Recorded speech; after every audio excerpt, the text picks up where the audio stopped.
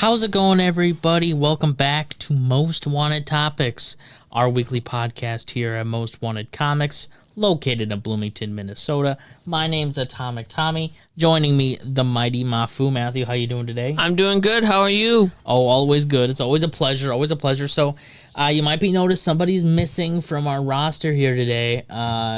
Kevin, my father, had an important mission he had to go on. So, we are filling in for him this evening on this podcast, filming here, and not a lot of housekeeping to take care of off the bat, other than to thank everybody for participating in our toy drive for the Union Gospel Mission. That's coming to a close on Thursday, and the support has been outstanding. The community has really went above our expectations for this, so we just want to thank everybody who donated and participating. And for those of you who haven't yet, if you have something to give, we have till Thursday, so please consider. Also, ring that bell, hit that subscribe button, hit that like button so you never miss an upload here on the Most Wanted Comics YouTube channel. And without further ado, I think we're just going to jump right into it with some new comics discussion. So I picked a couple of books from last week to talk about.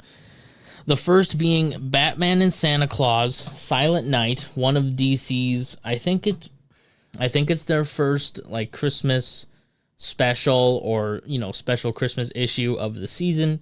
They're going to be doing these probably every week leading up to the holidays. But this one is really cool. It's not something to be taken overly seriously or critical or anything. It's just it's just a Christmas special, nothing to really write home about. It was pretty cool though.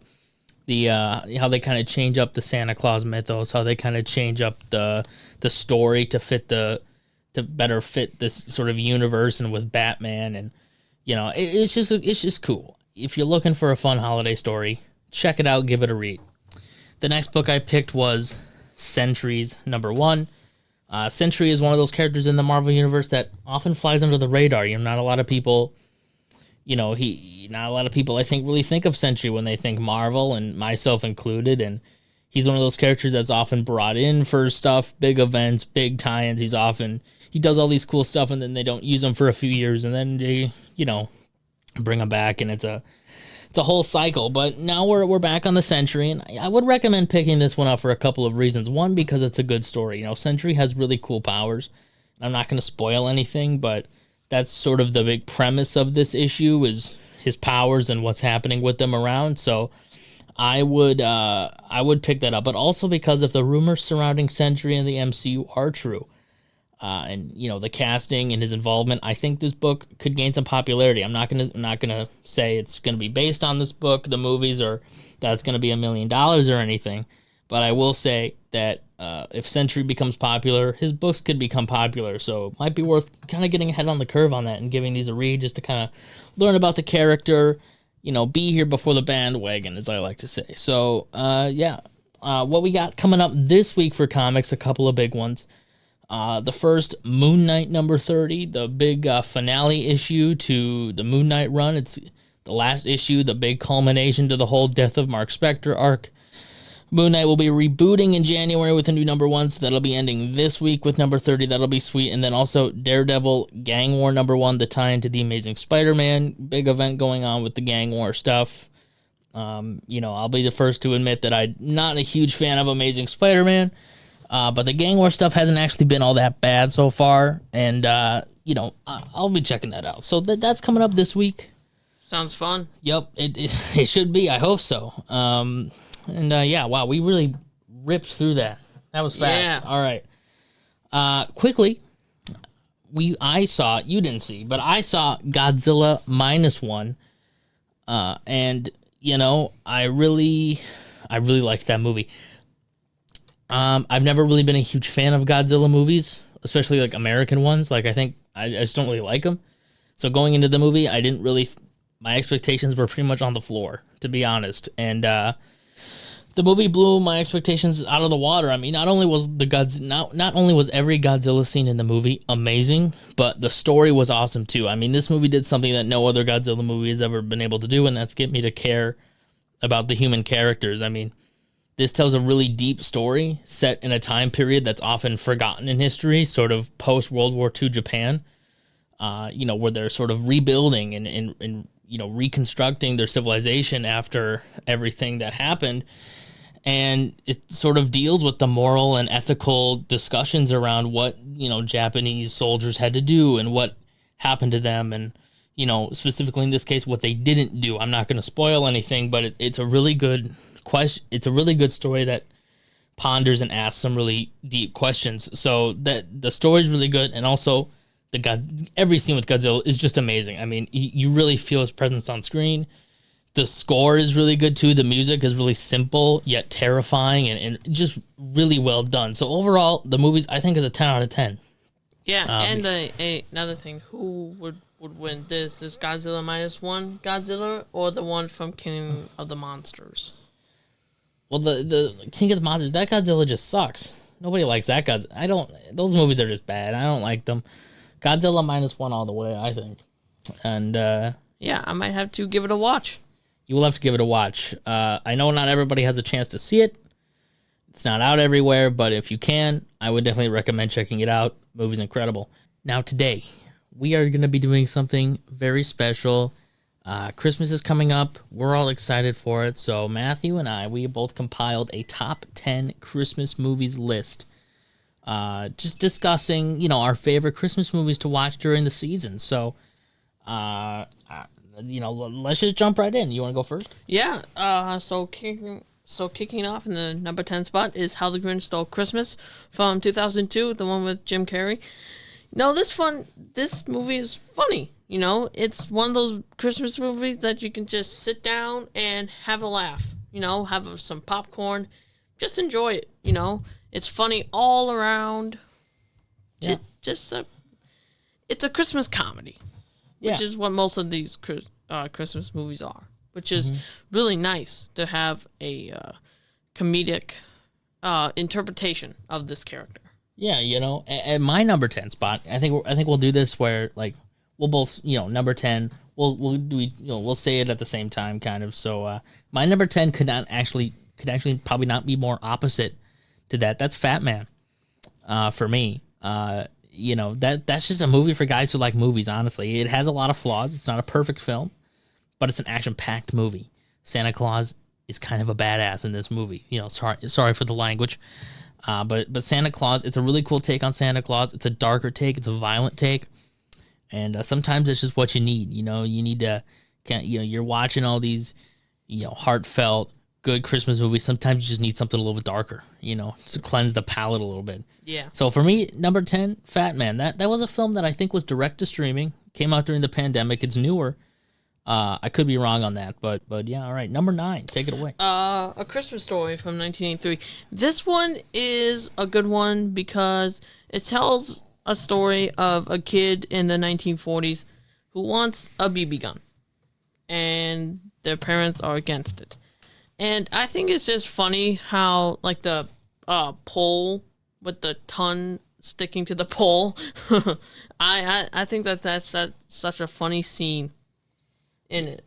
Yeah, my number 9 spot, again, we're pretty opposite here. Die Hard. A Christmas classic. Is Die Hard a Christmas movie? Is it not? It 100% is. I don't think there's a reasonable defense to suggest the contrary. It's got Christmas music. It's set at Christmas time. It's got a Christmas tree.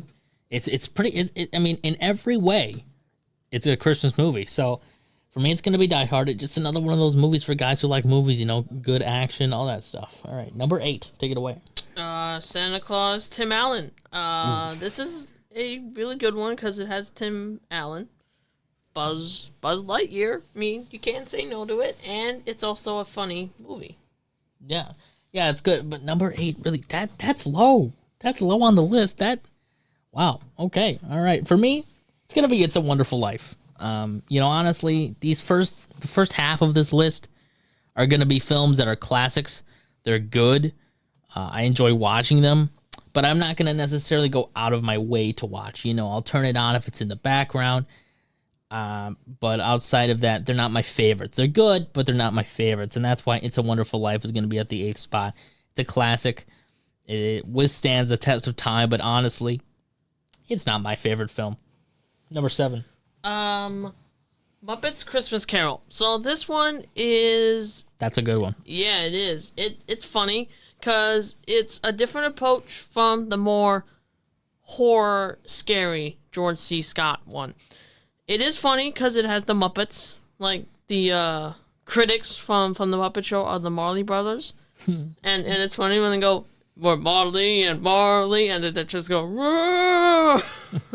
And then just all the Muppets are just funny, like Gonzo and Kermit is Bob Cratchit, and it's just a funny approach to a more scary story. Yeah. Yeah, that's definitely a classic. That's one that we always watch in our house, so that's a good one. For me, number 7, gonna be A Christmas Carol, George C. Scott, previously mentioned. That's another classic. In fact, it's the only it's the only version of that movie. Obviously there are many versions of that film, but it's the only one that I consider to be good. The only one that I'd watch. I haven't really ever been a huge fan of any of the other versions of that movie, outside of the Muppets one, of course. But Of course. that one's just, I think, the best, and that's why it gets my number 7 spot. Number 6. A very obscure one is Scrooged with Bill Murray. This one, I've always puzzled. This one, I think it's good, but it's not like A Christmas Carol with the Muppets. It's more of the, I'll turn it on in the background. I'll just kind of sit down, take a nap, and watch it.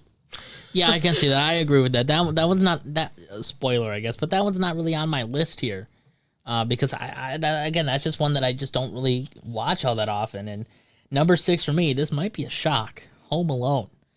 Home Alone, sort of again on that back half of the list, because honestly, I've just seen it so much, I don't really care to watch it anymore. I'll have it on in the background. It's a classic. It's good. Don't get me wrong, but I've seen it so many times, man. It always gets a laugh out of me. It's a funny movie, but yeah, number 6 for me. Number 5. A Christmas Carol and George C. Scott. Now, I just mentioned it. It's dark and scary and everything. How do I say this? It's more of the movie where I hide and protect and cover my ears with the Jacob Marley scene and the Ghost of Christmas Future. But for the rest of it, it's like, I can handle it. It's a classic, though. It's a classic. Yeah. And I'm not one for scary movies either, so that one, that one can get you a little bit, but it's a classic. Number 5 for me, and again, this is where we're going to kind of kick off the movies that I actually really like, and I'm going to watch all the time over the season. And number 5 for me is going to be Miracle on 34th Street. This one, I think, is probably a Christmas movie with one of the best messages of all of them. It perfectly describes the season, the meaning of the season, sort of renewing faith and all that stuff. It's a great film for, anybody who loves Christmas, honestly. So number 5 is going to be Miracle on 34th Street. Number 4. Miracle on 34th Street with John Hughes. Yeah, that's another good one. Just like you said, it's a great telling of the season. And yeah, it's just an all-around and great Christmas movie that you just kind of having on the background, and it's great for when you want to watch it with the kids. God, man, I don't know if that's a background film, though. All right. Anyway, number 4 for me, Elf. Elf's a good movie, another classic. I think probably, one of the more like widespread popular ones, like ones that everybody will know. Elf for me, though, loses me in the last half. It starts out great. The first half of the movie is really good, but then the back half just kind of loses me a little bit. That's why it might be a little bit lower than I think on other people's lists. But for me, Elf, a great film, but doesn't really live up to the first half of the film. What do you think? Yeah. So number 3 for me is Home Alone. That's... Wow. Okay. No matter how many times that I watch it, I always get a kick out of it. Because it's just a funny movie, especially when the robbers come in and Kevin's all prepared and they all fall in the traps and Marvin just, slides down on the stairs and his crowbar just hits him on the back of the head. And then he gets in and then the iron just hits him on the head. Yeah, that's definitely a funny scene, but Now we're in the top 3 now. So now we're kind of in the movies that, I mean, these are like the best of the best in our eyes, So number 3 for me is going to be Tim Allen's Santa Claus. This is one of my favorites. I mean, I watch it multiple times. I've already watched it probably 2 or 3 times, and I'm planning to get a few more watches in on that film before the holidays wrap up here. So Santa Claus, Tim Allen is probably definitely one of my favorites. Number 2. Elf. Yep. I really like the opening scene when he's a baby, and then he comes back to the workshop, and everything is, kicks off our story from there. Yeah, Elf's definitely a classic. Number 2 for me is going to be a Christmas special. Not a film as you might think, but rather a sort of a short film Christmas special. That's going to be Prep and Landing. Yeah, that's a really Prep and Landing is a staple tradition in our household. We watch Prep and Landing multiple times every year. I've probably seen this at this point maybe 10 times. I mean, we have it on all the time. We're Prep and Landing fans. And also, if you're a Prep and Landing fan watching this and you're kind of thinking, well, is it the first or the second one? It's both. Both of them are included in this number 2 spot here, Prep and Landing. Yeah. Again, just an underrated film. It flies under the radar. Not a lot of people know about it. So if you have Disney Plus, check out Prep and Landing. It's a great, great short. Number 1 spot. Here we go. I think ours number 1 spots are actually the same. So, and that's going to be Christmas Vacation. Oh, that is really funny. No matter how many times that I watch it, it is so funny. I know. Christmas Vacation is... Especially with the Eddie scenes. Oh, yeah. It's probably the best Christmas movie ever made. Hands down. It's got the relatability with the in-laws. It's got the message. It's got the humor. It's got the story. It's got the actors. It's got it all. This is the perfect Christmas movie. We watch it all the time. We all quote the movie ever. I've never met a single person who doesn't understand a Christmas Vacation reference. So, honestly, that's our list. Let us know what you think down in the comments. Give us your take. Give us your list. And, thank you all for hearing us out on that one. Next week, we're going to be talking about our top 10 favorite Christmas songs. That's going to be tough. That's going to be sort of getting into the weeds a little bit there. So, well, that's all the time we got. Thank you all for joining us on this edition of Most Wanted Topics. We'll catch you all next week.